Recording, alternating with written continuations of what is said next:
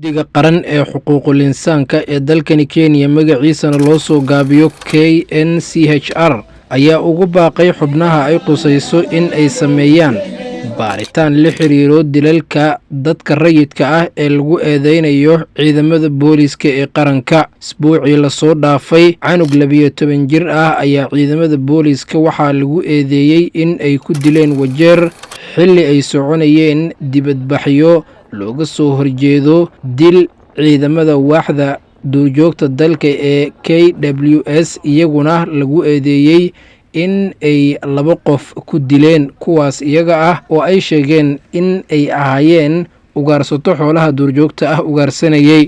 Roslyn Odede waa guddoomiyaha guddigan KNCHR ee xuquuqul insaanka dalkani Kenya. Warbixinta ay soo saareen ayna ku dalbanayaan baaritaanka ayaa waxa ay ku sheegeen in dhacdooyinkan ay dhaceen intii u dhaxaysay 5 May iyo 9 May oo wadar ahaan 4 ilaa 5 maalmood ah. Waxa ay dhanka kale sheegtay in ciidamada booliiska ee qaranka qaar ka mid ah ay isku bedeleen dad qalato iyo sidoo kale in aysan ahayn dad ku shaqaynayo shuruuc, taas iyada ana ay sababtay in dad rayid ah oo aan waxba galabsan la laayo. Waxa ay ugu baaqday guddiyada kala duwan sida kan ciidamada booliiska ee qaranka ee NPS iyo IPOA oo ah waaxda kormeerka ku samayso falalka ciidamada booliiska ay markaas geystaan in ay markaasi sameeyaan baaritaano falalkan iyaga ah wax looga qabanayo. Arrinta dilalka ka dhacay Wajeer oo sababay banaanbaxyo ayaa waxaa shalay ka fariistay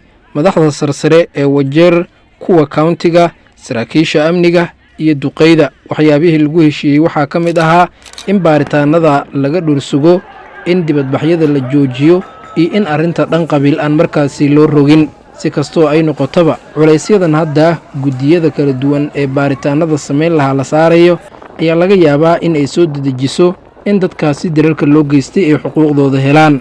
haddii ay xanuuno ku daashadeen xoolana lagaga urursaday hosbitaallo xaaladaada aan waxba ka qaban ka raysa dhammaantood anigaa kuu sidee xarunta caafimaad ee dhammaan bulshada ay u riyaaqday. hosbitaalka Healthgate ee magaalada Nairobi waxa uu diyaar kugu ah dhaqaatiir ay aqoontooda iyo khibradooda sareyso, kuwaas oo qaarkood leh takhasus gaar ah, halka sidoo kalena lagu diyaariyey dhaqaatiirta takhasuska guud. Healthgate Hospital waxa uu dhammaystiran dhammaan adeegyada caafimaad ayadoo qaybta baaritaanka ay yeelaan agabkii ugu dambeeyay oo casri ah. Isbitaalka waxa uu leeyahay qaybta hooyada iyo dhallaanka taasoo la tacaalaysa hooyada uurka leh ilaa iyo xilliga umilitaanka, waxaana caawin doona dhaqaatiir iyo kalkaaliyaal xirfadooda ay sareyso. wixii faahfaahin oo intaasi dheeraada kala xiriir nambarada shaashada kaga muuqda. haddaba horay u gaar hosbitaalka Healthgate Hospital.